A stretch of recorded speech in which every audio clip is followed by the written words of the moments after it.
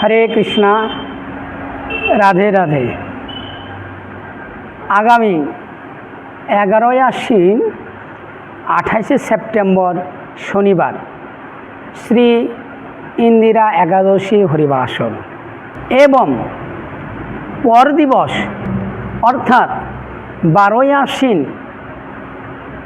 29শে September রবিবার সকাল 9টা 29-এর মধ্যেই এই ইন্দিরা একাদশীর পালন। আপনারা ভগবানের কৃপায় সুস্থ থাকুন, ভালো থাকুন এবং আনন্দ সহকারে সুখের জীবন কাটান, এই প্রার্থনা করি ভগবানের নিকট। এখন আমরা এই যে আশ্বিন মাসের কৃষ্ণপক্ষিয়া যে ইন্দিরা একাদশী, এই একাদশীর মহিমা আমরা শ্রবণ করব।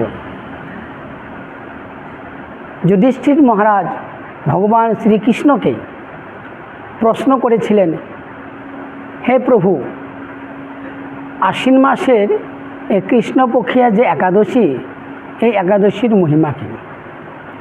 তদুত্তরে ভগবান শ্রীকৃষ্ণ যুধিষ্ঠির মহারাজকে বললেন, হে যুধিষ্ঠির, তুমি ভক্ত চিত্তে শ্রবণ করো। তো ভগবান বলছেন যে মাহেশপতিপুরে অর্থাৎ বর্তমান মধ্যপ্রদেশে মাহেশমতিপুর বলে একটি শহর রয়েছে। সেই শহরের রাজার নাম ইন্দ্রসেন। সেই ইন্দ্রসেন খুব ভক্ত এবং শ্রদ্ধা সহকারে ভগবানের সেবা পূজা করে থাকেন। সে একদিন হঠাৎ নারদ মুনির দর্শন পেতে পান বা নারদ মুনি তার রাজসভায় পৌঁছান।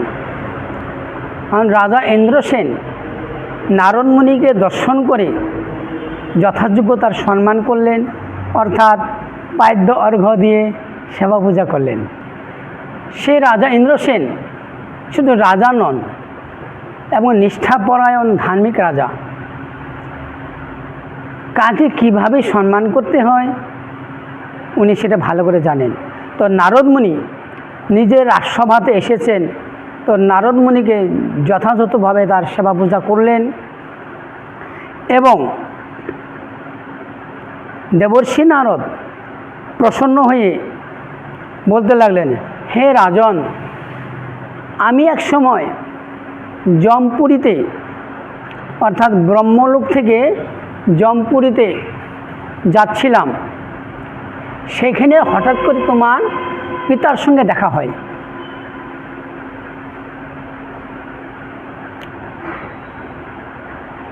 তো তোমার পিতা আমাকে বললেন, হে নারদমুনি, আপনি যখন ওই ধাম থেকে এসেছেন, তো আমার পুত্রকে আপনি বলবেন যে তোমার পিতা ব্রত ভঙ্গের কারণে এই পাপের ফল ভোগ করছে। তো আমার পুত্র ইন্দ্রসেনকে বলবে যে সে যদি যে কোনো একাদশী করে তাহলে আমার মুক্তি হবে, তাছাড়া আমার মুক্তি হবে না। তো এখন আমাদের কথা হইল, রাজা ইন্দ্রসেন তার পিতা ঠিকভাবে ব্রত করেন নাই বলে সে ব্রত ভঙ্গের কারণে অধঃপতনে গিয়েছিল। অর্থাৎ আমরা যে কোনো ব্রত যদি করি, সে ব্রত যদি মাঝপথে ত্যাগ করে দেই তাহলে পরে একটা অপরাধ বা পাপ।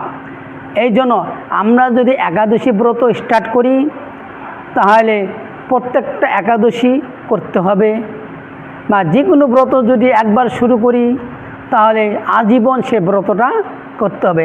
যদি মাঝখানে ভঙ্গ করে দেই তাহলে পরে অধোগতি হবে।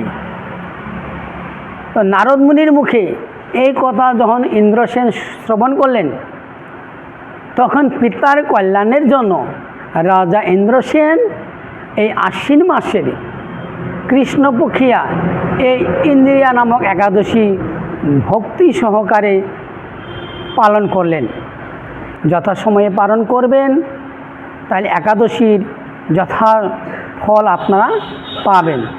এই একাদশী যদি আপনারা ব্রত ঠিকভাবে পালন করেন, তাহলে আপনাদের যাবতীয় পাপ সব বিনষ্ট হয়ে যাবে। এবং ওই যে ইন্দ্রসেনের পিতা ইন্দ্রসেন একাদশী করেছিল, সেই একাদশী করে যে একটা ফল হয়েছিল, সেই ফলটা তার পিতাকে উৎসর্গ করেছিল। সেই গুণে সেই ইন্দ্রসেনের পিতা কী করলেন, গরুরের পিঠে চড়ে বৈকুণ্ঠে চলে গেলেন। এবং আপনারাও যেতে পারেন গরুরের পিঠে চড়ে বৈকুণ্ঠে, তবে একাদশী ঠিকভাবে শ্রদ্ধা সহকারে, ভক্তি সহকারে পালন করতে হবে।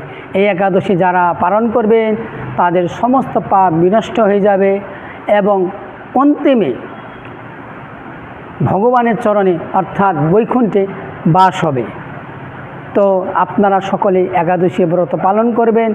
একাদশীর দিন কি কি করতে নাই, কি কি খেতে নাই, ইতিপূর্বে আপনারা শ্রবণ করেছেন, সেই দিকে আমরা আর গেলাম না।